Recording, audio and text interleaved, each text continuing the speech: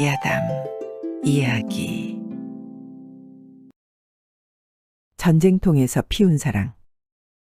옛날 어느 작은 마을에 온 마을을 쩌렁쩌렁 울리며 늦둥이 하나가 태어났습니다. 아이의 어머니는 노산으로 아이를 낳고 시름시름 앓다가 결국 숨을 거두었답니다. 그리하여 아이는 홀아버지가 마을 여인들에게 젖동냥하며 키우고 있었죠. 그렇게 아버지는 아이를 홀로 키우고 있었는데 어느 날 웬 스님이 찾아오는 것이었습니다. 저는 지나는 소승인데 이 아이의 이름을 지었습니까? 아니요. 아직 짓지 못했습니다. 그렇다면 아이의 이름을 지연동이라 지어주시지요. 스님은 그렇게 아이의 이름을 지어주고 호련히 길을 떠났답니다. 그로부터 몇 해가 흘렀을까요? 현동이는 무럭무럭 자랐는데 보통 아이들보다 덩치도 크고 힘도 무척 센 것이었습니다. 그리고 현동이가 10살이 되던 해에 이름을 지어주었던 스님이 다시 찾아오는 것이었습니다. 이 아이가 현동이로군요. 네, 그렇습니다. 스님이 지어주신 이름 덕분에 병치레 한 번 없이 무럭무럭 잘 자라고 있답니다. 이 아이를 제가 데려가겠습니다. 아니, 무슨 일로 아이를 데려가겠다는 것인지요? 이 아이는 타고난 운명이 따로 있답니다. 자신의 운명대로 살지 않으면 단명할 운명이지요. 아버지는 현동이가 단명할 수 있다는 스님의 말에 잔뜩 겁을 먹고 그러라고 했답니다. 그리하여 스님은 현동이를 데리고 깊고 깊은 산속 오두막으로 데려가는 것이었습니다. 그곳에는 백발의 도사가 살고 있었는데 현동이를 보자마자 무척 반기는 것이었습니다. 스님이 말씀하신 아이가 바로 이 아이로군요. 그렇습니다. 스님은 현동이를 백발의 도사에게 넘기고 또 호련히 사라지는 것이었습니다. 그리하여 깊은 숲속 오두막에서 살게 된 현동이는 백발의 노인에게 무공을 배우며 살게 되었습니다. 타고난 순발력에 힘과 지혜까지 갖춘 현동이는 무술을 익히는 속도가 무척 빨랐답니다. 그렇게 하여 어느덧 청년이 된 현동이는 사냥을 하면서 살고 있었는데 웬만한 맹수들은 맨손으로 때려잡기 일쑤였습니다. 그러던 어느 날 현동이는 사냥을 하러 깊은 산속을 걷고 있었는데 산 아래서 시끌시끌한 소리가 들리는 것이었습니다. 여인의 비명 소리가 나는 것으로 보아 무슨 일이 벌어진 게 틀림이 없었습니다. 현동이는 서둘러 산을 내려가 소리가 나는 곳으로 가보았습니다. 그런데 이게 웬 난리랍니까? 갑옷을 입은 몇 명의 병사들이 여인 둘을 묶어놓고 겁탈을 하려는 게 아니겠습니까? 나이 좀 있어 보이고 한 명은 처녀로 보이는 것이 모녀인 듯했습니다. 그러자 현동이는 병사들에게 달려가 말했습니다. 당장 멈추거라. 뭣들하는 짓이냐? 그러자 병사들이 뭐라 하면서 현동이에게 검을 들고 달려드는 게 아니겠습니까? 이놈들 당장 검을 놓고 물러서지 못할까? 그래도 병사들 서너 명이 한꺼번에 현동이에게 달려드는 것이었습니다. 그러자 현동이는 말로 해도 듣지를 않자 몸을 잽싸게 날려 병사들의 검을 모두 빼앗아 버렸답니다. 그리고 다시 병사들에게 물었습니다. 내 놈들은 어찌하여 힘없는 여인들을 겁탈하려는 것이냐? 그러자 병사들은 말을 하는데 도대체 무슨 말을 하는지 하나도 알아들을 수가 없었습니다. 아니 무엇이라 하는 것이냐? 어서 말을 똑바로 하지 못할까? 그래도 병사들은 쌀라쌀라만 해대는데 도무지 한마디도 알아들을 수가 없었습니다. 말이 통하질 않자 답답한 현동이는 여인 둘만 남기고 병사들을 모두 쫓아버렸답니다. 그러자 병사들은 걸음아 나 살려라 주랭랑을 치는 것이었습니다. 아이고 고맙습니다. 청년이 아니었다면 크게 병고를 당할 뻔했습니다. 어디 다친 데는 없는 것이요? 보아하니 두 사람 모두 크게 다친 곳은 없어 보였습니다. 그런데 딸로 보이는 처녀는 잔뜩 겁을 먹어서인지 유난히 오들오들 떨고 있고 얼굴은 무척 창백해 보였습니다. 아니 그런데 어쩌다 이렇게 된 것이요? 글쎄 갑자기 마을에 병사들이 들이닥치더니 마을 사람들 모두를 잡아갔답니다. 나와 정선이는 산에서 나무를 하고 내려오다 광경을 보고 숨었는데 병사들에게 들켜 끌려오게 된 것이지요. 그랬군요. 조금만 늦었어도 큰일 날 뻔했습니다. 그래, 그런데 이제 어찌할 생각이요? 마을은 병사들 때문에 갈 수도 없게 되었으니 참으로 난감합니다. 그렇담 날 따라오시오. 현동이는 오던 길로 뒤돌아가려는데 주저앉은 딸이 일어나지를 못하고 있는 게 아니겠습니까? 너무 놀라서 겁을 먹어서인지 사지가 움직이질 않았던 것이었습니다. 처녀의 두 눈에는 눈물이 가득 고여 있었는데 마치 맑고 아름다운 호수와 같았습니다. 그 모습을 본 현동이는 갑자기 가슴이 뛰는 것이었습니다. 맑고 아름다운 처녀의 두 눈을 본 현동이의 심장이 갑자기 빨라진 게 아니겠습니까? 그렇게 현동이는 처녀를 보고 첫눈의 사랑에 빠져버렸답니다. 이리 업히시오. 현동은 처녀를 업고 오두막으로 향했답니다. 그리고 현동의 등에 업힌 처녀는 가벼워도 너무 가벼웠습니다. 여인의 몸을 처음 접해본 현동은 집으로 가는 내내 가슴이 콩닥콩닥 뛰는 것이었습니다. 이름이 정선이라 하였소? 네, 그렇습니다. 그래, 이제 좀 진정이 되시오. 정선이는 너무 놀라 아직도 머릿속이 하얗답니다. 태어나 처음으로 너무 큰일을 겪다 보니 놀라도 너무 놀란 것이었죠. 네, 조금 좋아졌습니다. 하지만 현동이가 나타나 병사들을 쫓아주었고 자신들을 구해주었으니 이제 안도를 할 수 있게 된 것이죠. 그렇게 못된 병사들에게서 자신과 어머니를 구해준 현동의 등은 커도 너무 크고 무척 듬직했습니다. 그리고 포근하고 아늑하였습니다. 그러면서 정선이는 마음까지 평온해지는 것을 느낄 수 있었답니다. 그리하여 정선이는 자신도 모르게 현동이의 등에 얼굴을 살포시 묻지 않았겠습니까? 다 왔습니다. 당분간은 이곳에서 지내시지요. 오두막에 도착한 현동은 어머니와 정선이를 정성껏 보살펴 주었습니다. 큰일을 당할 뻔했으니 마음이 크게 다쳤을 거라 생각했습니다. 예, 현동아, 여기 이분들은 누구시더냐? 밖으로 출타했다가 돌아온 스승님이 물었습니다. 네, 이분들은 아랫마을에 사는 분들인데 웬 못된 병사들에게 잡혀가는 것을 구해왔습니다. 그랬었구나. 현동아, 잘 듣거라. 나라의 병고가 들었단다. 병고라니요? 개성에 다녀오다가 보니 후금 오랑캐가 쳐들어왔더구나. 내가 태어나기도 전에 현암 스님이 내게 말했었다. 나라에 큰 변고가 생길 것이라고. 그리고 나라에 큰 변고가 생겼을 때 나라를 구할 아이가 머지않아 태어날 것이라고도 말했었지. 그리고 다음 해에 내가 태어났느니라. 현암 스님은 나라에 큰 변고가 있을 것이라는 것을 알고 너를 데려와 나에게 무술을 가르치게 하였느니라. 그랬었군요. 그럼 이제 저는 어찌해야 하는지요? 그것까지는 나도 모른단다. 현암 스님은 너를 내게 맡기고 앞으로 할 일에 대해서는 말해주지 않았단다. 그러니 지금부터는 너의 의지와 판단에 달렸느니라. 그렇군요. 오랑캐가 쳐들어왔다면 아버지도 위험하실 텐데 아버님부터 모셔와야겠습니다. 그렇게 하여 현동이는 한 걸음에 달려 쉬지 않고 아버지를 찾아갔습니다.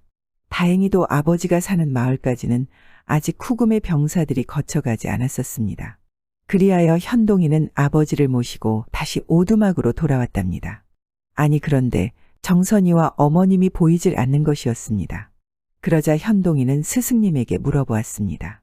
스승님, 혹시 정선처자와 어머님이 어디로 가셨는지 아시는지요? 글쎄다. 암자의 일이 있어 다녀왔는데 와보니 안 보이더구나. 그러자 현동이는 정선이 모녀가 걱정되었습니다. 그리하여 현동이는 정선 모녀가 마을로 가지 않았을까 하는 생각이 들면서 곧장 마을로 내려가 보았답니다. 그런데 마을에는 사람이라곤 눈 씻고 찾아봐도 아무도 없는 것이었습니다. 정선이 집을 모르는 현동이는 집집마다 다니며 정선 모녀를 찾아다녔답니다.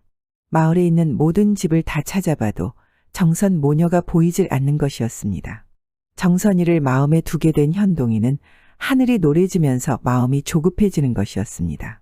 아니, 마을 사람들은 모두 어디로 끌려가고 정선이 모녀는 어디로 갔단 말인가? 정선이 모녀의 행방을 도대체 알 수 없던 현동이는 모녀가 너무 걱정되었습니다. 그렇게 걱정하며 한숨을 쉬고 있었는데 산 너머 멀리서 연기가 수북이 올라오는 게 아니겠습니까? 저건 보통 밥 짓는 연기가 아닌 것으로 보아 사람이 무척 많은 것 같구나. 그렇담, 저건 오랑캐 병사들이 밥 짓는 연기겠군. 지선 모녀가 이곳 마을에 없다면 후금의 병사들에게 잡혀간 것은 아닐까? 그런 생각이 들자 현동이는 연기가 피어오르는 곳으로 달리기 시작했답니다. 현동이가 오두막에서 아버지를 찾아 떠나자 정선이 어머니는 남편과 아들의 생사가 너무 걱정되었답니다. 그리하여 마을로 내려오게 되었는데 정선이도 뒤따라온 것이었죠. 그렇게 마을로 내려온 두 사람은 집과 마을을 돌며 아버지와 아들을 찾아다녔던 것이었습니다. 설령 죽었다 하더라도 시신이라도 거둘 생각을 하였던 것이었습니다. 그렇게 생사도 모르는 가족 때문에 가슴이 찢어지고 눈물로 범벅이 된 두 사람은 목이 메이도록 남편과 아들을 불러대지 않았겠습니까? 그렇게 한참을 목이 터져라 불러가며 찾아다니고 있었는데 마침 마을에 들어왔던 후금의 병사들에게 발각되어 또다시 붙들리게 된 것이었죠. 의사들에게 붙들린 정선 모녀는 아름다운 미모 때문에 후금의 장군들에게 바쳐지게 되었답니다. 한숨도 쉬지 않고 달려온 현동은 몸을 숨기고 적진의 동태를 살피기 시작했습니다.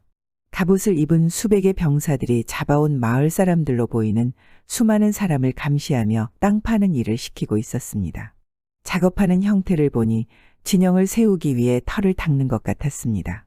그렇다면 저놈들은 선발대이고 본진은 아직 오지 않았다는 말이겠군.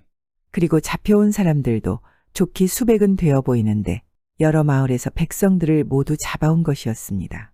그렇담 정선 모녀도 저곳에 있을 확률이 높겠구나. 그렇게 마을에서 잡혀온 사람들 속에 정선 모녀가 있을 거라고 생각한 현동이는 밤이 되기를 기다렸습니다. 그리고 밤이 깊어지자 현동이는 귀신같이 날렵하고 빠른 솜씨로 보초병들을 하나씩 제거하기 시작하였습니다. 그렇게 입구의 보초병들을 제거한 현동이는 우두머리가 있어 보이는 천막을 찾고 있었는데 어디선가 여인의 비명 소리가 들리는 게 아니겠습니까? 가만히 들어보니 여인의 비명 소리는 정선이의 소리가 틀림이 없었습니다. 그러자 순간적으로 현동의 심장이 터질 듯이 북받쳐 오르는 것이었습니다.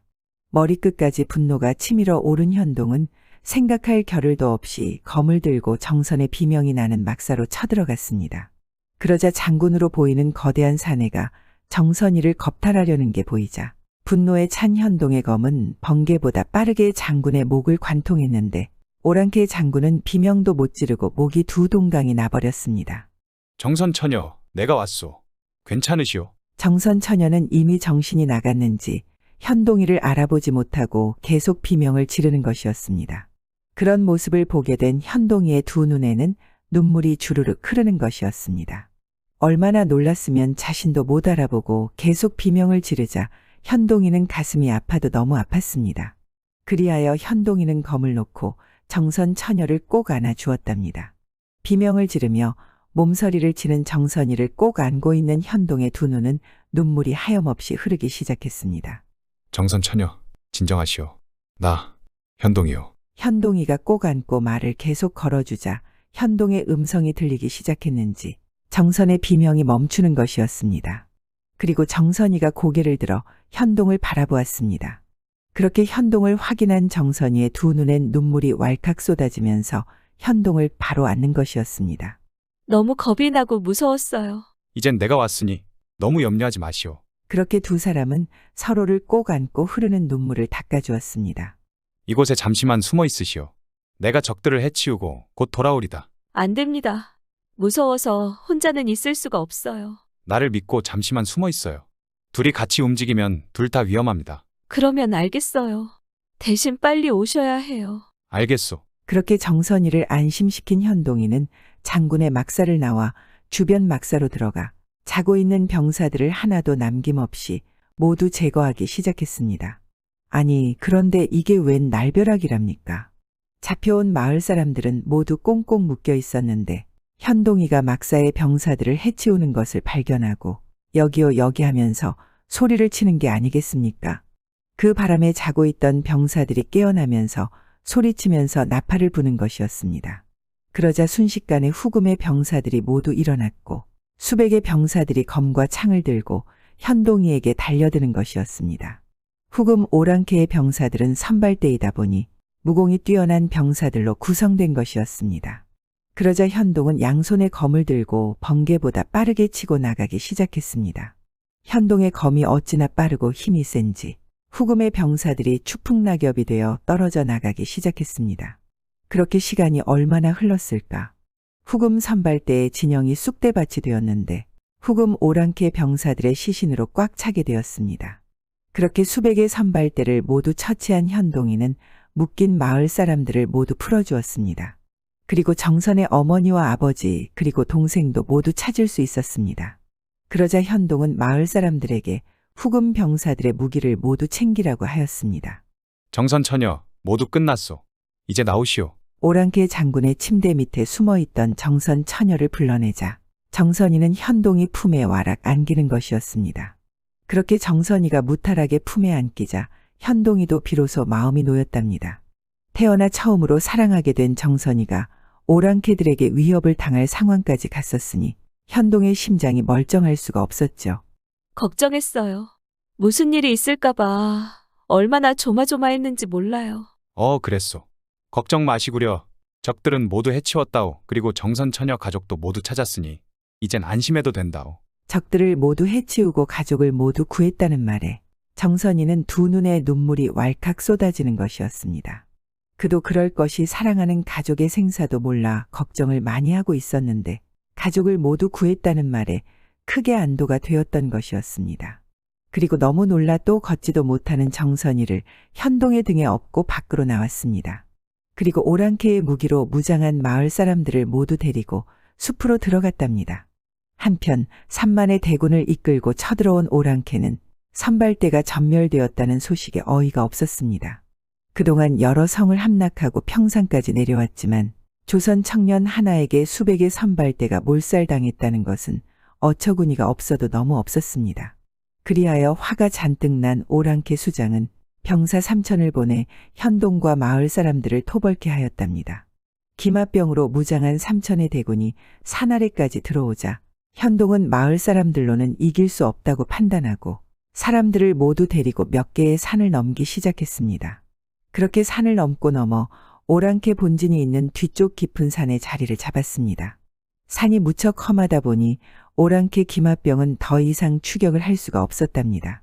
그러자 현동은 마을 사람들 중에서 힘세고 빠른 장정들을 모아 의병 정예군을 만들었습니다. 그리고는 오랑캐 본진으로 보급하는 식량과 물자들을 하나도 남김없이 약탈을 하기 시작했습니다. 그러자 오랑캐 수장도 보급품이 계속 약탈당하자 또 기마병 3천을 보내 보급대를 호위하게 하였답니다. 보급대를 호위하기 시작하자 현동은 전략을 세우기 시작했습니다. 그리고 의병 정예군을 둘러 나누어 좁은 골짜기를 골라 매복을 하였습니다. 그렇게 매복하고 시간이 흐르자 오랑캐 보급대와 기마병 3천이 골짜기로 들어서는 것이었습니다. 그러자 현동은 신호를 보냈고 의병은 바위덩어리를 굴려 보급대 앞뒤를 막아버렸답니다. 그리고 준비한 볏짚에 불을 붙여 오랑캐들에게 사정없이 떨어뜨렸습니다. 그러자 기마병이 타고 있던 말들이 모두 놀라 이리 뛰고 저리 뛰었는데 병사들은 모두 말에서 떨어지고 또 말발굽에 밟혀 죽거나 병신이 되었습니다. 그렇게 준비한 볏단에 불을 붙여 모두 떨어뜨렸을 때쯤 이미 보급대와 기마병은 쑥대밭이 되었고 마지막 남은 병사들은 현동과 의병들이 모두 제압을 하였답니다. 그러자 오랑캐 수장은 화가 나 또 병력을 파견하였지만 그럴 때마다 현동에게 전멸되기 일쑤였습니다. 아니 조선에 이렇게나 훌륭하고 뛰어난 청년이 다 있다니? 청년 하나 때문에 우리 병사 3만이 맥도 못 추고 결국 철군을 할 수밖에 없구나.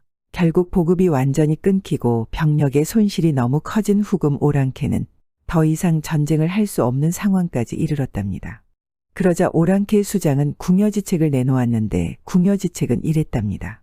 그래도 후금의 수장으로 많은 병력을 이끌고 쳐들어왔는데 체면상 이대로 철군할 수는 없으니 당시 조선의 임금인 인조와 형제국을 맺기로 한 것이었습니다. 그리하여 강화도로 피신했던 인조는 후금과 형제국을 맺게 되었고 후금의 병력은 모두 철수를 하게 되었답니다. 그렇게 오랑캐 후금의 병력이 모두 철수하자 아버지와 스승이 무사한 것을 확인한 현동은 정선이에게 한 걸음에 달려갔습니다. 낭자, 내 오랑캐와 싸우는 동안 낭자 생각을 많이 했었소이다. 언제 죽을지 모르는 전쟁통에서 내 마음을 고백도 못 해보고 죽는다면 이보다 더 억울할 일이 또 있을까 하는 생각이 들더이다.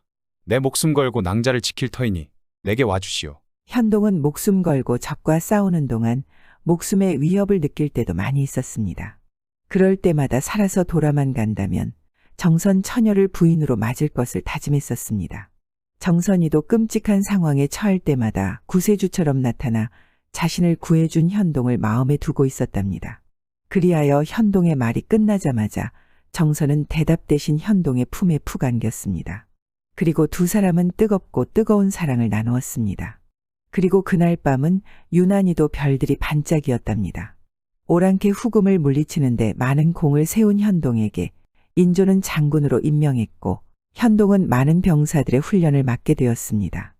그리고 수많은 마을 사람들의 축복 속에 현동은 정선과 혼인을 하였고 두 사람은 행복한 가정을 꾸렸답니다. 정묘호라는 인조반정 공신들의 암투로 인해 이괄이 난을 일으켰고 결국 이괄이 죽어나니 실패하자 남은 무리들이 후금으로 도망을 갔었습니다. 그리고 광해군을 폐위하고 임금에 오른 인조의 부당함을 당시 후금의 왕 태종에게 주창하고 부추겨 결국 후금의 태종이 군사를 일으켜 조선을 침공한 것이었습니다.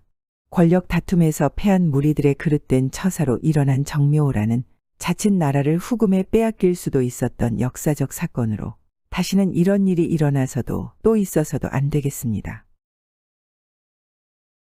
배은망덕의 과부. 옛날 중국 소주 땅에 돈 많은 장자 시대창이란 사람이 있었습니다. 그는 일찍이 불교 신자로서 신심이 대단하여 호구산의 관음사를 창건하고 다시 관음전 법당을 날아가는 듯이 새로 건축하였습니다. 그리고 백이관 세음보살상을 조성하여 모시고 관음전 법당을 찬란하게 장엄하여 관음전이란 현판을 조각한 뒤에 금색으로 글자마다 도금하여 높이 달아놓았더니 한층 더 운치가 새로웠습니다. 시대창이 여러 해를 경영하여 오다가 이만큼 절을 지어놓으니 호구산마저 방광을 놓은 듯 산색이 빛을 더한 것 같았습니다. 그런 가운데 백이관음 보살을 조성하여 모셔놓고 보니 백화도량을 꾸며놓은 것 같아서 마음이 흐뭇하였습니다.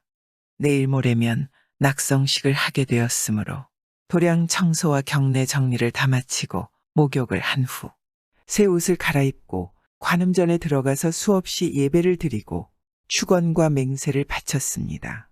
중생을 위한 국어군안을 베풀어 주시는 대자대비하신 관세음보살님이시오. 저는 보살님을 한시라도 떨어져 있을 수가 없습니다. 항상 본사관음 대성을 마음속으로 머리 위에 이고 다니겠습니다.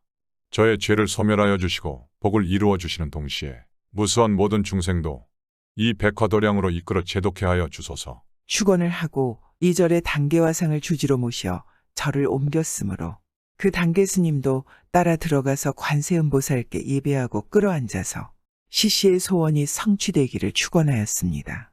두 사람이 이렇게 축원을 마치고 법당 문을 나오려는데 절 뒤에서 곡성이 크게 들려왔습니다. 단계 스님과 시대창은 이상하게 여기고 찾아 올라가서 보니까 오랫동안 시대창과 헤어져 있던 서당의 동창생인 계한경이 아닌가. 시대창은 깜짝 놀라서 이게 웬일인가? 자네가 어찌하여 이곳에 와서 울고 있는가? 하고 물었더니 계한경이 눈물을 흘리며 목매인 말소리로 자네 보기에 면목이 없네. 내가 남의 빚돈이 많아서 조용한 곳에 와서 자살을 하려고 나무에 목을 메어 죽으려고 하였지만 내가 죽으면 마누라가 불쌍해 죽을 수가 없어서 이러지도 저러지도 못하고 신세 타령을 하고 울며 앉아 있는 것일세. 이 말을 들은 시대창은 말하되 잘된 일일세. 우리 절에 모신 관세음보살님이 도와주신 걸세. 대관절 빚이 얼마나 되기에 죽으려고 결심까지 하였단 말인가? 자그마치 3만냥 일세. 어쩌다가 그렇게 큰 빚을 졌단 말인가? 살림이 기울어져서 무슨 장사를 해보려고 남에게 빚돈을 얻어서 시작한 장사가 번번이 실패만 당하고 보니 빚밖에 처질 것이 없게 되어 오늘날 이 지경이 되었다네. 친구간에 그런 말을 들으니 나의 가슴이 아프네. 사람이 낳고 돈이 낳지 돈부터 낳고 사람이 낳겠는가? 나도 지금 산을 사고 절을 짓고 불사를 하느라고 돈에 여유가 없으나 3만냥 같은 것은 도와줄 수가 있으니까 갚을 생각일랑 말고 아주 가져가서 빚을 갚고 다시 재생하여 잘 살아보도록 하게. 하고 계시의 집으로 내려와서 3만냥의 어음을 떼어주었습니다. 참 시구는 나의 은인일세. 아무리 우정이라고 하지만 이럴 수가 있는가. 자네 은혜는 각골란망일세. 아, 별소리를 다 하네. 친구가 좋다는 것이 무엇인가? 이렇게 환난상고하는 것이 우정의 도리가 아니겠는가? 참으로 시구는 군자란 말이야. 내가 죽어도 잊어버릴 수 없는 친구라고 생각하겠네. 이렇게 생각하고 이 사람아, 빚만 갚으면 살 것 같이 생각하지만 당장에 해먹고 살 것이 있어야 하지 않겠는가? 하고 다시 결실이 다 된 과수원 하나를 주면서 이 과수원의 실과를 따서 팔아 우선 생활을 하여 보게. 하고 몇 천 평이나 되는 과수원을 양도하여 주었습니다. 그러므로 계시는 너무 감격하여 관음사 관음전 법당을 향하고 머리 숙여 절하며 맹세하되 대자대비하신 관세음 보살님이시오. 이게 다 보살님의 공덕이라고 생각합니다. 시군이 신자가 아니었더라면 어찌 이와 같이 너그럽게 친구를 살려주었겠습니까? 제가 만일 금생에 이 돈을 갚지 못한다면 우리 식구가 죽어 저 세상의 견마가 되어서라도 갚겠나이다. 라고 하였습니다. 그 뒤에 계시는 시씨가 준 돈으로 먼저 빚을 다 갚고 과수원을 경영한다는 것이었습니다. 그래서 자기 자녀가 삼남매인데 큰딸을 시대창의 아들인 시완에게 주어서 성혼을 시키겠다고 먼저 약속까지 하였습니다. 그런데 계한경은 시씨가 준 과수원에서 큰 횡재를 하였습니다. 하루는 과수원에서 일을 하다가 대추나무 밑에서 토금으로 묻혀있던 벽돌만한 순금 덩어리를 얻어서 그것을 팔아 큰 부자가 되었던 것입니다. 한편 시대창은 어찌된 일인지 실패를 거듭하여 파산케 되었습니다. 그런데 계한경은 빚돈 3만 양도 갚지 않고 약혼을 한 딸도 며느리로 주지 않을 뿐만 아니라 아예 타지방으로 이사를 하여 떠나가 버렸습니다. 더구나 계씨는 황금에 욕심이 들어서 돈을 더 벌려고 낙양 장안에 가서 무역상을 시작하였습니다. 그러나 그는 협잡꾼에게 속아 재산을 송두리째 털려버리고 알거지 신세가 되었습니다. 그는 기가 막혀서 노변에 쓰러져 울다가 잠이 들었는데 꿈속에서 어떤 큰 집에 이르러 밖에서 개구멍으로 기어 들어갔는데 뜻밖에도 시대창이 있는지라 양심에 찔려서 어찌할 줄을 모르다가 사과 인사를 하려는데 시대창이 그를 보고 꾸짖대 이 개가죽을 쓴 친구가 무엇을 또 얻어먹으려고 왔느냐? 하고 발길로 찼습니다. 그는 도망하여 뒷마당에 들어가서 보니까 두 아들과 아내가 개가 되어 있지 않은가. 그도 깜짝 놀라서 자기 몸을 돌아본즉 이미 개가 되어 있었습니다. 앞발로 땅을 후벼 파다가 아내에게 물었습니다. 이게 대체 어찌된 일이오? 하였더니 아내가 대답하되 여보, 당신이 호구상 관음사에 계신 관음보살께 맹세한 일을 잊었소. 당신이 마음을 잘못 썼기 때문에 그대로 된 거요. 누구를 원망하겠소. 했습니다. 계시가 꿈을 깨서 집으로 돌아가 본즉 벌써 두 아들이 죽었고 아내도 병이 들어 죽으려고 하는데 허공에서 사람의 말소리가 들려오되 아버지, 우리 집에서 시대창 씨의 은혜를 저버렸다고 하여 명부시황이 우리들 모자 셋을 개가 되게 하였소. 숫강아지 2마리는 우리 형제가 되고 혹이 달린 암강아지는 어머니요. 아버지도 오래지 않아서 사자에게 붙들려 가서 시황님의 판결을 받고 이 집으로 개가 되어 올 것입니다. 그러나 누나만은 남은 인연이 있기 때문에 개는 되지 않을 것입니다. 하고 말을 하는데 그 목소리가 꼭 큰아들의 목소리와 같았습니다. 그 뒤에 화재를 당하여 집이 타버리니 집도 절도 없이 가련한 신세가 되었습니다. 그는 할 수 없이 딸을 데리고 소주로 가서 시대창의 집을 찾아갔습니다. 그런데 그간의 시대창은 다시 살림이 일어나서 거부장자가 되어 의리의리하게 살고 있었습니다.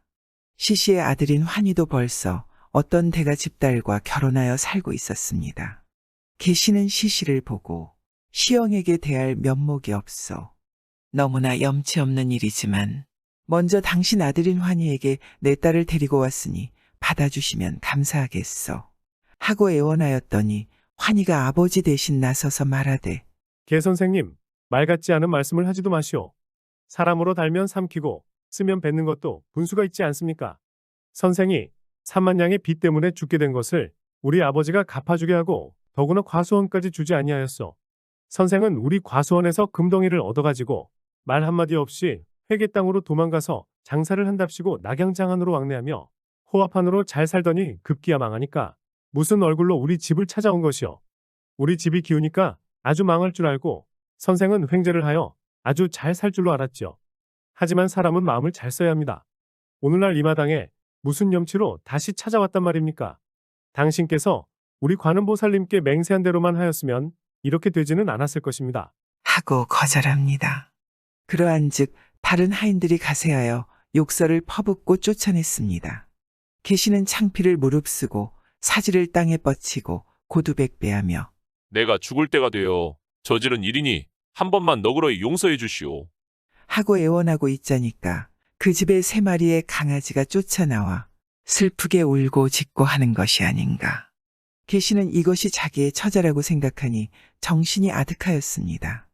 그러나 환을 붙들고 말하되 오갈 데 없는 내 딸을 그대 후실이라도 받아들여 주었으면 결초보온하겠소. 하며 애걸하였더니 이때 시대창은 말하되 개 선생의 소행이야 괘씸하지만 그의 딸이야 무슨 죄가 있겠느냐. 그러니 내가 용서하고 받아들여서 둘째 아내로 삼아라. 하고 권고하니 환희도 생각을 돌려 허락하게 되었습니다. 계시는 그 딸을 시시에게 맡기고 호구산 관음사로 올라가서 모든 죄업을 관음보살께 참회하고 중이 되어서 시시의 행복을 빌며 기도하였습니다. 그리고 자기의 처자가 인간으로 환생하기를 기도 발언하였습니다. 그 뒤 어느 날 밤에 계시가 꿈을 꾸었는데 처자들이 와서 말하되 당신이 늦기는 하였지만 과거의 죄를 관음보살께 참회하고 수도한 공덕으로 우리들도 업보를 소멸하고 이고등락하여 가게 되었소. 하고 치하했습니다. 이때에 계시는 진가를 알아보려고 시시집에 사람을 보내어 탐문하여 보았더니 개 3마리가 한꺼번에 죽었다고 합니다. 계시는 단계 화상의 뒤를 이어 관음사의 주지가 되고 시시는 신자 화주가 되어서 80까지 같이 살면서 도반이 되어 연불산매로서 세상을 지냈습니다. 아내가 목욕을 하며 함께 땀이나 씻어내지요. 옛날 옛적 두메고장 마을에 해녀달이냐 별이냐 꽃이냐 쉽게 인물 맵시 환하고 그지없는 한 농군의 아내가 있었습니다. 집은 찢어지게 가난했지만 아내는 1년 365일을 하루같이 일하고 성의껏 남편을 섬겨 그 사이는 별나게 화기애애하였습니다. 이때 운마을의 기와 높은 집에는 용모 예쁜 여자라면 사지오금을 못 쓰는 한 부자가 있었습니다. 그 부자는 이 농사군의 아내한테 반해서 난데없는 소가리만 끙끙하였습니다. 해달같이 어여쁘고 온유월 물회처럼 미끈하고 능준한 저런 계집이 하필 보잘것없는 가난뱅이 놈의 아내로 되다니 어떻게나 내가 아사가지. 부자놈은 자나깨나 이 국립뿐이었습니다. 일찍 빚을 지운 일이 있으면 빚 대신 아사가련만 그런 일도 없으니 그저 맴돌아 막무가내였습니다. 그러던 어느 하루 올빼미 눈을 펜들거리며 갖은 묘개를 짜내던 부자는 손뼉을 쳤습니다. 그는 즉시 아래마을 그 농군을 불러들여다 난생 처음으로 되는 공짜 주연을 베풀었습니다. 자, 듣게나 오랫동안 한 이웃에 살아가면 서로 소닥보듯 하는 것도 사람의 의리가 아니거든. 그러니 이제부터라도 서로 가까이 지내세. 부자는 메기 같은 입을 쉴 새 없이 놀려 너스레를 놓으며 농군에게 일배부일배 거나하게 억지수를 먹인 다음 드디어 제 진짜 속을 털어놓았습니다. 여보게나 이 사람, 내 오늘 자네를 청한 건 다름 아니라 좀 요긴히 할 이야기가 있어서네. 무슨 이야기인데요? 실은 그런 게 아니라 우리 좀 내기를 해보자고 해서 그러네. 허참 주인님, 주인님께서야 세상 없는 것이 없이 사니 말이지만 나 같은 건 털면 먼지밖에 없는데 무엇을 가지고 내기를 하리라고 그러십니까? 해에 공연한 소리. 그런 게 아니라 우리 한 푼 미천드릴 것 없는 거짓말 내기를 하되 거짓말을 더 신통히 하여 이기는 쪽에서 요구되는 대로 서로 이것을 가지는 내기 하잔 말일세. 하주인님도 우리 집에야 무엇이 값진 것이 있다고 그러십니까? 그래도 정없을 수야 있겠나? 하긴 그러기에. 이건 전적으로 자네를 생각해 하는 소리네. 부자놈이 하도 치신치신 달라붙어 못살게 구는 어리무던한 농군은 그러자고 대답할 수밖에 없었습니다.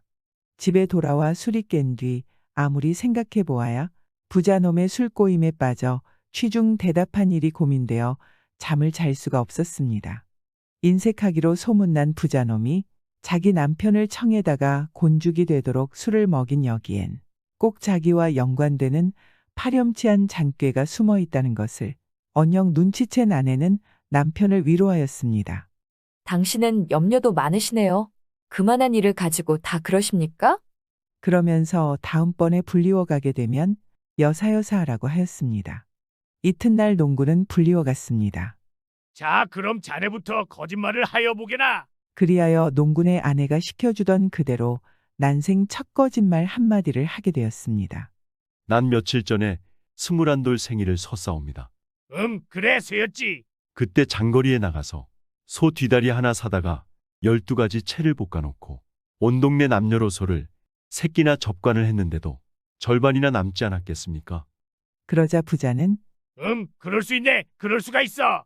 한데 그게 뭐 대단한가? 나는 말이야, 전번 나의 생일에 모기 뒤다리 하나 떠다가 12가지 채를 볶아놓고 장장 사흘이나 온 동네 사람 접관을 했는데도 절반이나 남지 않았겠나? 라고 말하자 농군이 피식 웃으며 에이, 거짓말. 이라고 말하니 부자는 옴다구나라고 생각하며 거짓말! 이라고 부자가 말하니 농군은 갑자기 표정이 굳어지며 거짓말 아니고요. 라고 말하니 됐네. 됐네. 바로 우리들 내기가 거짓말 잘하는 내기가 아닌가? 그리하여 결국 부자놈이 내기에서 이겼습니다. 허허허. 약조한 대로 인제 당신이 아내를 내놓아야겠네. 집에 가거든 이포단장 곱게 시켜놓고 날 기다리가고 하게나. 부자놈은 좋아서 거덜대나 남편은 수심에 잠겨 한쪽 어깨가 축 처져 돌아왔습니다. 그러자 아내는 당신은 참, 제가 당신이 일을 원하는 대로 만들어 놓았는데도 공연한 근심만 다 하시네요. 앞으로 일은 제가 조처할 테니 아무 걱정 마세요. 라고 하였습니다. 과연 그 이튿날 부자놈이 왔습니다. 이때 농군의 아내는 혼자 나무홈딸에서 짤깡짤깡 배를 짜고 있었습니다. 부자놈은 농군의 아내를 보자 너무 좋아 소리쳤습니다. 여보, 작은 마누라, 인제 팔자를 고쳤으니 어서 나를 따라 우리 집에 갑시다. 그러자 농군의 아내는 부자를 쏘아보면 말했습니다. 아니, 언제 받았던 서방님이라고 백주에 남의 유부녀 보고 마누라 마누라 하며 야단이요? 그 말에 부자는 집에 남편과의 내기에서 승자로 되어 지금 곧 부인을 데리러 왔다는 것을 일장설하였습니다. 그러자 농군의 아내는 그렇게 큰일이 있었다는데 어찌하여 우리 낭군님께서는 이런 방구 말도 없었을까요? 공연히 채신에 미치는 소리 마시고 어서 돌아가세요. 저의 시집 식구들이 만만치 않으니 공연히 큰 봉변을 당하지 말고요. 라고 하였습니다. 부자놈은 너무도 맹랑하여 좋소. 그럼 당신 남편하고 무릎 맞춤을 하겠으니 그때 보기요. 헌데 남편은 어디로 돌렸소? 참 부자나으리도 낭군님이 도둑질해온 물건이라고 빼돌리겠어요? 홍. 어떤 방자 한 자는 넉빠진 짐승처럼 계집사냥을 다니지만 성실하고 근면한 우리 주인님께서는 꼭두 새벽부터 풀사냥을 나가셨지요. 잔뜩 욕만 얻어먹고 섰던 부자놈은 그대로 돌아가 자니 자격지심만 꺾이는지라 또 걸고 들었습니다. 아니 여보 촌부인, 소문엔 섬서목수 그제간 월국에 상하라던데 짜는 그 배가 왜리도 거치요? 호, 세상 물정 무불통지인 줄 알았더니 과연 백지우의 또 백지시군요. 그래 석승배가 거칠지 않고 칠승배가 거칠답될까? 그런데 배신날은 왜리도 북노? 쉬죽을 먹인 게 북지 않고 좁쌀콩죽을 먹였기로 노랗겠나요? 그런데 부인의 마음은 왜 오동지날 쇠덩이보다 더 차오? 순박하고 단정한 한 남편을 섬기는 게 우리 여성의 미덕인데 공연히 무력에 빠져 허랑방탕하의 노래로 평생을 미미 망치오리까. 농군 안에 서리발치한 어엿한 대답에 부자놈은 그만 얼이 빠져 집에 오고 말았습니다. 며칠 후였습니다. 밥도 무맛이어 술도 고기도 입에 당기지 않고 본땡 12첩 다 실어난 부자놈은 그냥 만만치 않으면서도 꽃처럼 청초한 농군의 아내를 소나기에 넣어보려고 전전긍긍하다가 한 수를 생각해내고 농군을 불렀습니다. 이번엔 전번 조건부로 장기내기를 하겠으니 아내와 꼭 상론하고 올라오라는 것이었습니다. 그래서 농군은 근심하는데 아내는 대수롭지 않게 말했습니다. 그가 무슨 내기를 하자던 그대로 대답하고 내기를 하세요. 그러되 한 가지만은 꼭 잊지 마세요. 아무리 내기에서 이겼다 해도 우리 집에 와서 첫 번째로 잡아준 물건에는 절대 더 줄 수 없다는 조건을 들이대야 해요. 남편은 또 부자 집에 불리워갔습니다. 그래, 자네 아내와 말하고 왔는가? 예, 말하고 말고요. 그럼 됐네. 우리 내기 장기를 두어보세. 그러자 농군은 이렇게 말했습니다. 하지만 조건이 있습니다. 무슨 조건인가? 주인님도 보다시피 우리 집엔 아무것도 알뜰한 것이 없습지요. 그런즉 당신께서 이겼다 해도 처음 잡아주는 물건 하나만을 줄 수 있지. 그 다음은 못 주겠나이다. 하지만 내가 이기면 나의 소원대로 다 주어야 되지요. 농군의 말에 부자는 코웃음 치면서 속으로 허, 못난 놈! 내 놈 집에 너의 해달 같은 부인을 내놓고야 뭐 욕심날 게 있담. 그러니 너의 여편네를 내놓고 뭘 잡아주겠냐? 부자놈은 얼른 대답했습니다. 그렇게 합세. 그리하여 농군은 부자와 장기를 두게 되었습니다. 하나 난생 장기라곤 두어보지 못한 젊은 농군이 무슨 수로 부자놈을 당할 수 있겠는가? 농군은 몇 수 못 지나 지고 말았습니다. 그러자 부자놈은 입이 한 방만큼 벌어졌습니다. 자, 됐네. 내 인제 소원을 푼 셈이니 술 한 통 내지. 이튿날 부자놈은 가마를 가지고 거덜거리며 농군의 집에 왔습니다. 때는 마침 질질 끓는 삼복철이라 새각시내는 집문을 다 활 열어놓았습니다. 차라리 잘 되었다고 생각한 부자놈은 문으로 들어서며 소리쳤습니다. 여보 마누라, 꽃가마를 가지고 왔으니 어서 올라타오. 한데 인적기라곤 없어 맞은편 사랑 쪽으로 가니 사랑칸에서 찰랑찰랑 물소리가 났습니다. 그래서 살펴보니 농군의 아내가 서늘한 사랑칸에서 함지에 물을 잔뜩 떠놓고 목욕을 하고 있는 것이었습니다. 여보 마누라, 꽃가마를 가지고 왔으니 어서 나오. 부자놈은 창구멍으로 들여다보며 속삭이듯이 말했습니다. 그러자 농군의 아내는 예, 어제 이야기를 들었사와요. 내 생각에도 이따위 집에서 한평생 고달프게 살고 싶지 않아요. 그러니 바빠하실 게 있나요? 당신도 어서 들어와 땀이나 좀 들이고 함께 가자요. 그 말을 듣고 농군의 아내를 들여다본 부자놈은 속이 막 근질거려 더 견딜 수 없었습니다. 부자놈은 앞뒤를 가릴 경황도 없이 문고리를 꽉 잡아쥐고 문을 홀 잡아 당겼습니다. 그러나 문은 끄떡도 하지 않았습니다. 아니 여보, 어서 문을 벗겨. 부자놈은 또 한 번 문고리를 잡아당기며 소리쳤습니다. 바로 이때였습니다. 그 농군은 마을 사람들과 같이 집에서 우르르 쓸어나와 부자를 에워쌌습니다. 자, 부자님께서는 우리 집 사랑간 문고리가 몹시 욕심나던 모양이지요. 젊은 농군의 말에 부자놈은 손을 움츠려 치우며 꺽꺽거렸습니다. 난 문고리를 잡아준 일이 없어. 그럼 어디 손을 좀 봅시다. 부자놈은 내가 문고리를 잡아쥐었던 손자리가 나랴 싶어 손을 얼른 내놓았습니다. 총명한 농군의 아내는 문고리에다 참깨기름을 살살 발라놓았기에 부자놈의 손엔 참기름이 묻었습니다. 자, 이건 문고리의 기름이 아니고 뭐요? 부자놈은 그저 멍에 섰는데 농군의 아내는 어느새 문을 와락 열고 나오며 남편 보고 말했습니다. 여보세요. 부자님께서 우리 사랑칸 문고리가 욕심나서 오자마자 약속대로 문고리부터 잡았는데 어서 문고리나 떼드리지 않고 뭘 하세요? 그러자 남편은 얼른 문고리를 떼어 부자놈의 손에 쥐어주면서 말했습니다. 자, 가지고 가서 쌍문고리 해달고 천년만년 실컷 살아보. 그 중에서는 웃음소리가 와 터져나왔습니다.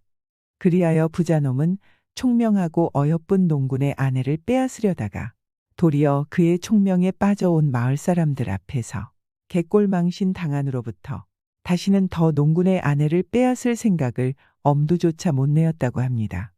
그리고 그 사실이 전국 곳곳에 소문이 나서 임금님 귀에까지 들어갔습니다.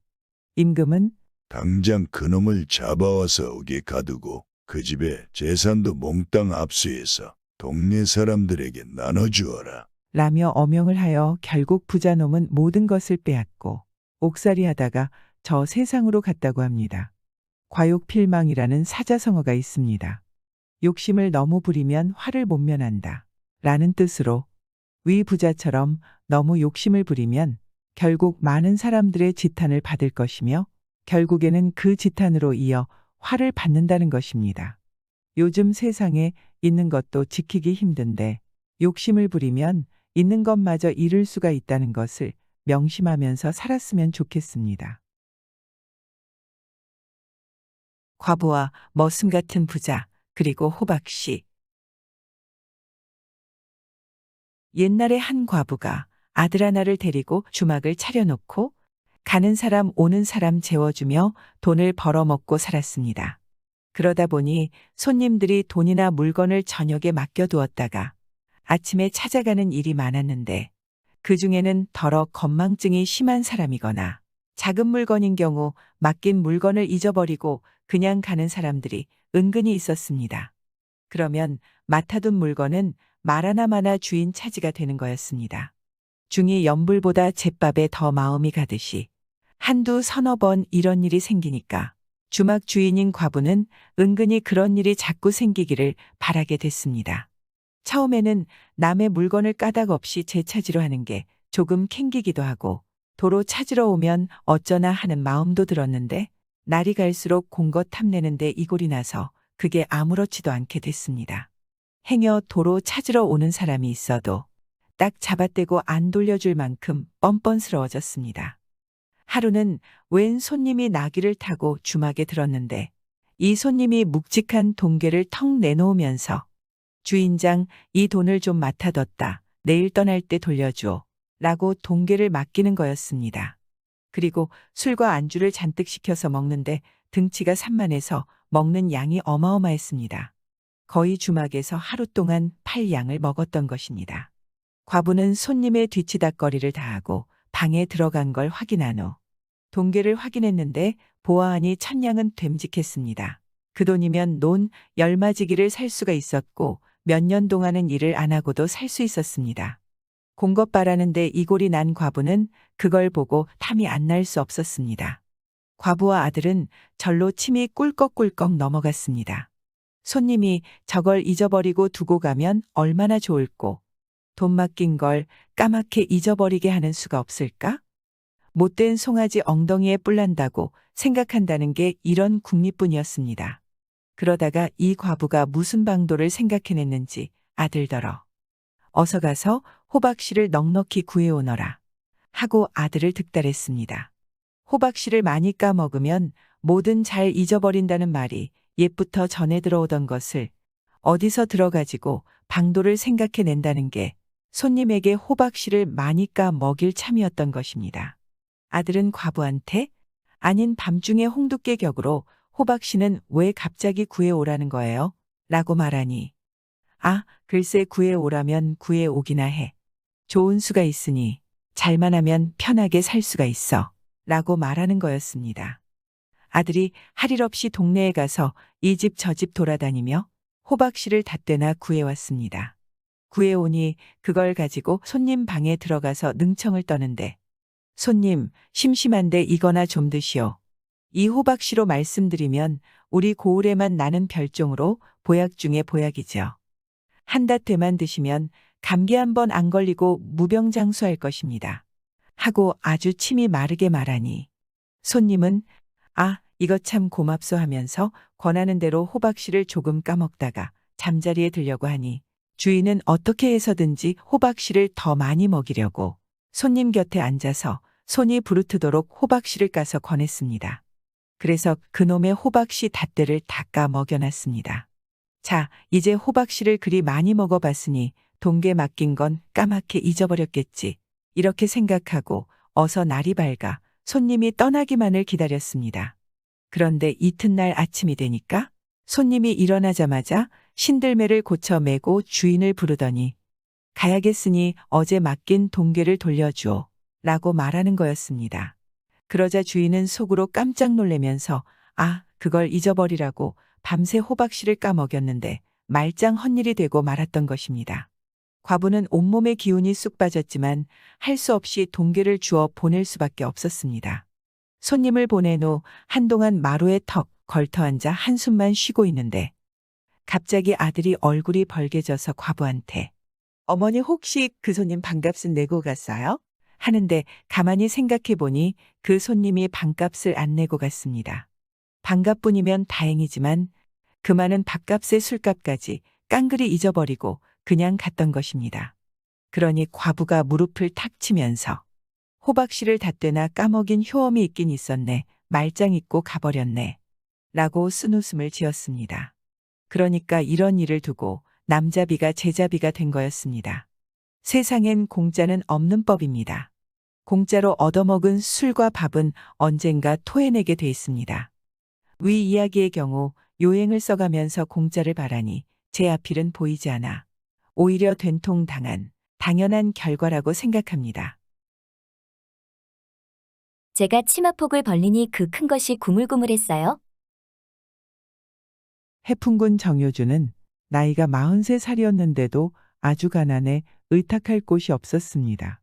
3번이나 아내를 여의었는데 딸 셋만 두었을 뿐 아들이 한 명도 없었습니다. 영양위의 증손으로서 본가 조상들을 받들 뿐 아니라 노릉과 현덕왕후 권씨, 노릉왕후 송씨 등 신주 3위를 모셨습니다. 그러나 재수조차 장만할 수 없었습니다. 집에 있으면 근심 가득 마음이 어지러워 매일 이웃에 사는 병마절도사 이진경의 집으로 가서 노름으로 소일했습니다. 이진경은 판서 이준민의 손자인데 그때 당하관 무관으로서 날마다 해풍과 같이 노름을 한 것이었습니다.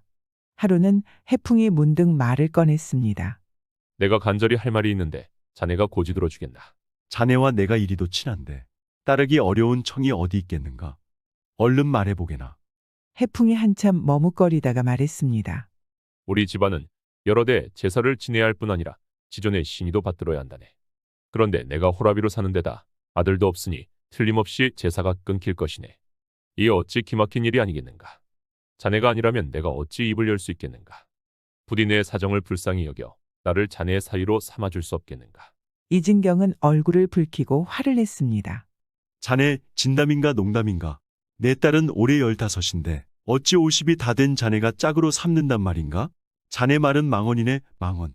다시는 이같이 몰지각하고 말도 안 되는 이야기를 입 밖에 내지 말게. 해풍은 부끄러운 얼굴빛을 띠고 멋쩍게 물러났습니다. 그 이후로 다시는 그 집에 가지 않았습니다. 10여 일이 지난 밤 이진경은 잠이 들었습니다. 꿈속에서 마당이 떠들썩하더니 먼 곳으로부터 경필, 임금이 거둥할 때 경호하기 위해 통행을 금하는 이라는 소리가 들려왔습니다. 관복 입은 사람이 들어와 말했습니다. 임금이 타는 수레가 그대 집에 행차했으니 즉시 나와 맞이하라. 이진경이 허둥지둥 섬도를 내려와 마당에 엎드렸습니다. 조금 있다가 나이 어린 왕이 면류관을 쓰고 대청 위에 올랐습니다. 이진경에게 앞으로 다가오라 하고 교시를 내렸습니다. 정아무개가 그대 딸과 혼인하려 하는데 그대 뜻은 어떠한가? 이진경이 일어났다가 다시 엎드려 절하고는 대답했습니다. 임금님께서 가르침을 내리시는데 어찌 감히 거역할 수 있겠나이까? 다만 소신의 딸아이가 아직 15살도 안 되었는데 정아무개는 30살이나 많으니 어떻게 배필이 될 수 있겠나이까? 라고 말하니 임금은 나이가 많고 적음을 비교하고 계산할 필요가 없느니라. 반드시 성혼시키는 것이 좋겠다. 그러고는 궁으로 돌아갔습니다. 황당해하다 깨어난 이진경은 즉시 일어나 안방으로 들어갔습니다. 아내 역시 촛불을 밝히고 앉아 있었습니다. 새벽이 되지도 않았는데 뭐하러 들어오세요? 이진경이 꿈속 일을 이야기해 주니 아내가 말했습니다. 제 꿈도 그랬는데 참 이상한 일도 다 있네요. 이는 우연한 일이 아닐 테니 앞으로 어찌하면 좋겠소? 꿈은 허황한 것이니 어찌 믿을 것이라 하겠어요? 10여 일이 지나서 이진경은 또 꿈을 꾸었습니다. 임금이 또 수레를 타고 찾아왔는데 안색이 좋지 않은 듯했습니다. 전에 하교한 것을 그대는 왜 아직도 받들어 행하지 않는가? 이진경이 황급히 몸을 굽혀 사죄하며 말했습니다. 삼가 마땅히 잘 헤아려 행하겠나이다. 이진경이 잠에서 깨어나 아내에게 말했습니다. 꿈이 또 이와 같으니 이는 필시 하늘의 뜻인가 보오. 하늘의 뜻을 어기면 큰 재앙이 내릴까 두렵소. 앞으로 어찌하면 좋겠소? 꿈이 그렇더라도 그건 아니 될 일입니다. 우리가 사랑하는 딸 자식을 가난뱅이의 4번째 아내로 만든단 말입니까? 하늘이 정하든 사람이 정하든 죽어도 따를 수 없어요. 그 뒤로 몹시 걱정스럽고 두려워 잠자고 먹는 일이 편치 않았습니다. 10여 일이 흐르고 또 꿈에 임금이 수레를 타고 나타나 말했습니다. 지난번 그대에게 하교한 것은 하늘이 정해준 인연이었기 때문만은 아니다. 그 사람은 금복을 가져다 줄 것이니 내게 해는 끼치지 않고 이로움만 줄 사람이다. 내가 누차 하교했음에도 끝내 거역했으니 이게 무슨 도리인가? 앞으로 큰 화를 내리겠노라. 이진경이 두렵고 무서워서 일어났다가 다시 엎드리며 대답했습니다. 삼가 성교를 받들겠나이다. 임금이 또 교시했습니다. 이는 내 탓이 아니다. 전적으로 내 처가 완고하여 내 명을 받들지 않은 터시니 당장 그 죄를 다스리겠노라. 그러고는 철을 잡아오라는 명을 내렸습니다. 삽시간에 형구를 크게 늘어놓고 아내를 잡아왔습니다. 임금이 죄를 따졌습니다. 너희 가장은 내 명령을 따르려 했는데도 너 혼자 어렵다며 명을 받들지 않으니 이게 무슨 도리냐. 그리고 형벌을 집행하라 명하고 4~5대 매질을 했습니다. 이진경의 아내는 두렵고 무서워서 애걸했습니다. 어찌 감히 명을 어기겠습니까? 삼가 가르침을 받들겠나이다. 마침내 벌 주기를 멈추고 궁으로 돌아갔습니다. 이진경은 놀라서 깨어나 안방으로 들어갔습니다. 아내가 꿈속 일에 대해 이야기했다습니다. 무릎을 어루만지며 앉아있는 것을 보니 무릎에 매 맞은 흔적이 남아 있었습니다. 부부가 크게 놀라고 두려워했으며 서로 의논의 결정을 내렸습니다. 다음 날 해풍에게 요즘 왜 놀러오지 않냐며 초대의 뜻을 전하니 해풍이 곧 찾아왔습니다. 이진경이 맞이하며 말했습니다. 자네 지난번 그 일 때문에 나를 외면하느라 오지 않았는가. 내가 지금까지 1000번 생각하고 1000번 헤아려봐도 내가 아니면 이 세상에 자네의 공공을 해결해 줄 사람이 없다네. 비록 내 딸의 평생을 그르친다 하더라도 결단코 자네 집으로 시집을 보내기로 했지. 내 뜻은 이미 정해졌으니 어찌 다른 의논이 필요하겠는가. 사주단자는 서로 요청할 필요 없이 이 자리에서 쓰는 게 좋겠어. 그리고 대나무 조각 한 폭을 주며 사주단자를 쓰게 했습니다. 이어 앉은 자리에서 달력을 뒤적여 좋은 날을 고르고 서로 굳게 약속을 하고서 사주단자를 보냈습니다. 다음 날 아침 딸이 일어나 부모에게 말했습니다. 지난밤 꿈이 참 이상했어요. 아버지 노름 친구 정생이 갑자기 용으로 변해 저에게 너는 내 아들을 받으라 라고 말했습니다. 제가 치마폭을 벌려서 새끼 용 5마리를 받았는데 그것들이 치마폭에서 구물구물했지요. 주고받을 때 새끼 용 1마리를 땅에 떨어뜨렸는데 목이 부러져 죽었습니다. 참 이상도 하지요? 부모가 이야기를 듣고는 기이하게 여겼습니다. 이진경의 딸은 정시 가문으로 시집가 해마다 아이를 낳았습니다. 아들도 5을 낳았습니다. 모두 장성의 차례로 과거에 급제했습니다. 1남과 2남은 판서에 이르렀고 3남은 대사관, 4남과 5남은 옥당 벼슬을 했습니다. 맞손자도 해풍이 살아있을 때 급제했고 그 사위들 또한 급제했습니다. 해풍은 아들 5이 모두 등과했기에 품계가 한 단계 올라가 악영이 되었습니다. 90여 세까지 살았으며 손자와 증손자까지 가득했으니 그 성대한 복록은 세상에 비할 바가 없었습니다. 5째 아들이 서장관으로 영경에 갔다가 돌아오는 길에 청나라 만주 봉황성의 문, 여기서 국경무역이 이루어졌습니다. 하지만 돌아오는 길 중간에 도적대들을 만나 중간에 나오지 못한 채 죽어 관속 시신으로 돌아왔습니다. 이때 해풍이 살아있었으니 과연 꿈속 일이 맞아떨어졌습니다. 그 부인은 해풍보다 3년 먼저 죽었습니다. 해풍이 공궁할 때였습니다. 오랜 친구의 집에 갔는데 마침 한술사가 있었습니다. 다른 사람들은 자기 앞날에 대해 물었지만 해풍만은 아무것도 묻지 않았습니다. 주인이 저분이 관상을 보는 방법이 신이 아니 물어보지요. 해도 해풍은 빈궁한 사람이 관상을 받자 무슨 이로움이 있겠나. 술사가 눈여겨 자세히 들여다보더니 말했습니다. 저분이 누구신지 모르지만 지금은 비록 절이 공궁해도 앞으로 복록은 무궁할 겁니다. 처음에 공궁했다 나중엔 형통해져 오복을 두루 갖추게 될 것입니다. 이 자리에 있는 그 누구도 저분에 미치지 못할 것입니다. 그 뒤 과연 그 말대로 된 것이었습니다. 과거 해풍이 첫 번째 장가를 갈 때였습니다. 혼인 예식을 올린 저녁 꿈에서 어떤 사람의 집으로 들어갔는데 마루 위에 차려놓은 것이 모두 혼례식을 위한 것이었습니다. 그러나 신부가 없었습니다. 깨어나 의아했는데 과연 아내를 여의었습니다. 재혼 날 밤 꿈에 또 그 집으로 갔습니다. 그 모습이 전에 꿈과 같았지만 신부가 강보에 쌓여 있었고 또 아내를 여의었습니다. 3번째 혼례식 날 저녁 또 꿈에서 그 집으로 들어갔습니다. 상황은 전의 꿈과 같았으나 포대기 속 신부가 10몇 살 정도로 자라나 있었습니다. 그리고 또 아내를 여의었습니다.